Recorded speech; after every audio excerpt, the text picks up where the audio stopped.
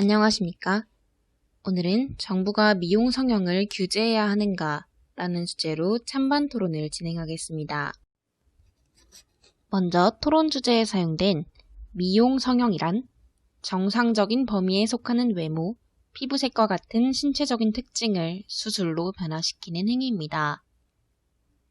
또한 규제란 어떤 업무를 관리하는 법칙을 뜻합니다. 찬성과 반대 측 토론자께서 입론하신 다음에 각자의 발언을 반박하는 반론의 시간을 가질 것입니다. 찬성 측 입론 먼저 들어보겠습니다. 찬성 측 입론 시작하겠습니다. 저희 찬성 측은 정부가 미용 성형을 규제해야 한다고 주장합니다. 가장 중요한 이유는 미용 성형이 안전하지 않기 때문입니다. 히포크라테스 선서는 의사들이 환자를 대할 때의 원칙을 규정한 고대 그리스의 윤리 조항으로 의사들이 지켜야 하는 의료윤리에 대해 설명하고 있습니다. 여러 의료윤리 중 해로운 것을 행하지 말 것이라는 원칙이 있습니다. 미용 성형은 이 원칙에 위배됩니다. 모든 의학적 처치에는 위험이 따릅니다.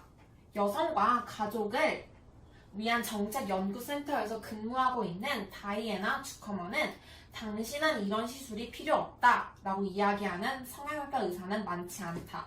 일단 성형외과 문을 열고 들어가면 시술을 권유하는 말만 듣게 될 뿐이라고 말했습니다. 이처럼 미용 성형은 사람들로 하여금 불필요한 시술을 받게 만들어 환자에게 부담을 안기게 됩니다. 지금까지 실시된 수술 중 수술 부작용이 있다는 사례를 우리는 많이 볼 수 있습니다. 예를 들어 1960년대부터 미국에서 가슴을 대체하거나 확대하는 목적으로 실리콘 보형물이 사용되었습니다.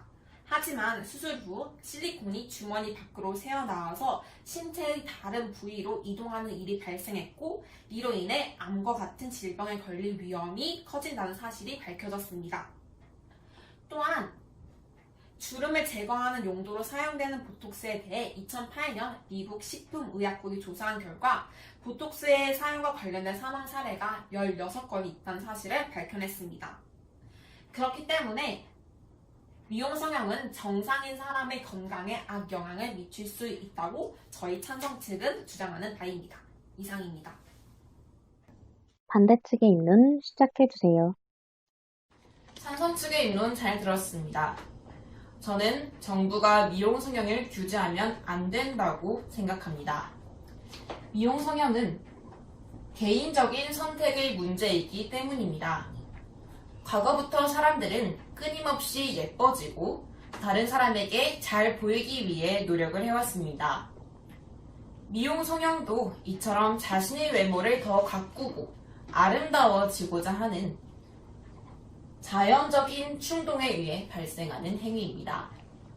본인이 생각했을 때 미용 성형이 앞으로의 건강과 행복을 위해 긍정적인 영향을 줄 것으로 판단되면 본인이 다짐한 대로 결정할 권리가 있습니다. 외모를 개선함으로써 외적인 아름다움만 얻을 뿐만 아니라 외적인 아름다움은 자신감과 자아 존중감까지도 높여줍니다. 반대로 자신의 외모에 불만을 품는다면 자신감을 잃게 되고 자아 존중감도 낮아지게 됩니다.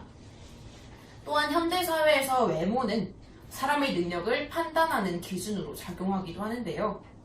그렇기에 자신의 외적인 모습 중 불만족스러운 모습을 변화시킴으로써 자신감을 높이고 또 사회에서 필요로 하는 아름다움이라는 능력을 얻기 위해 미용 성형을 하는 것은 존중받아야 할 개인의 선택입니다.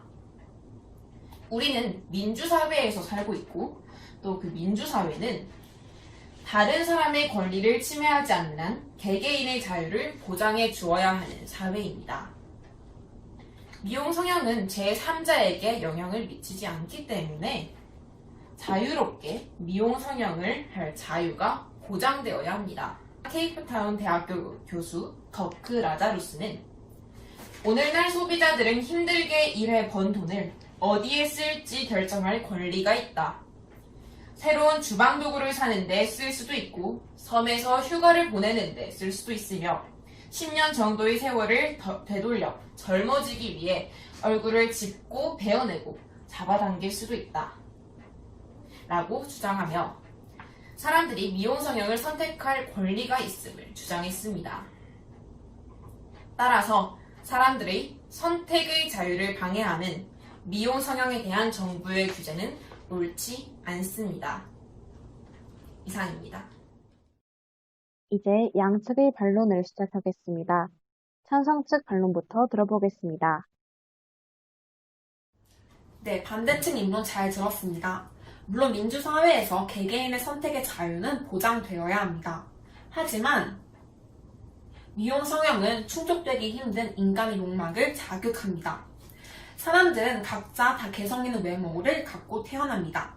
하지만 미용 성형은 사람들의 개성과 다양성에 가치를 부여하지 않고 모든 사람이 똑같은 외모를 추구하게 하면서 미용 성형 시장을 키우고 있습니다.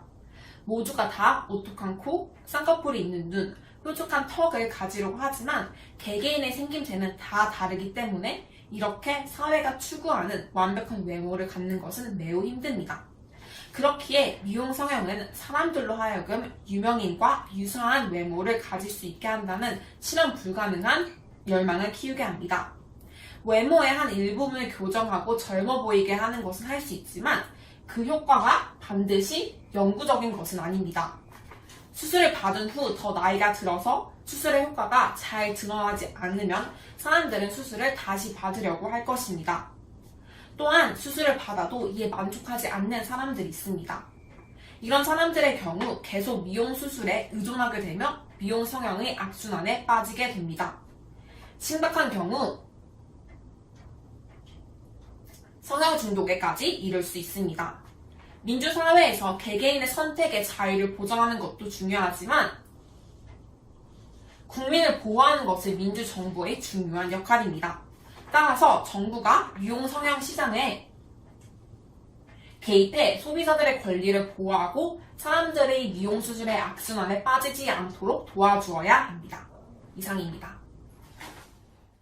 반대측의 반론 시작하겠습니다. 네, 찬성 측의 반론 잘 들었습니다. 찬성 측께서는 미용 성형의 부작용과 미용 성형의 악순환에 대해 잘 설명해 주셨는데요. 하지만 미용 성형은 현대 과학과 기술이 발전하면서 안전해졌으며 또한 위생적으로 진행되고 있습니다. 오늘날에는 성형 시술이 흔해지면서 안전한 시술이 가능하고 언론 등 여러 매체가 미용 성형에 대한 정보를 소비자에게 제공하면서 소비자들은 더 많은 정보를 얻게 되었습니다. 의사 또한 수술을 진행하기 전 수술이나 시술에 대한 정보를 환자에게 제공해주며 환자에게 동의를 얻은 후 수술이 진행되게 됩니다. 그렇기에 환자는 의사의 발언과 자신이 직접 수집한 정보를 통해 자신이 받으려고 하는 시술이 적절한지 직접 결단을 내릴 수 있습니다. 또한 찬성 측께서는 미용 성형이 의료 윤리에 어긋난다고 설명해 주셨는데요. 사람들이 미용 성형 시술에 대해 모든 정보를 알 수 있고 자신이 원하지 않거나 또한 감당하지 못할 정도의 비싼 시술을 강요받지 않는 한 미용 성형은 의료 윤리에 어긋나지 않습니다. 이상으로 정부가 미용 성형을 규제해야 하는가라는 주제로 진행한 토론을 마치도록 하겠습니다. 감사합니다.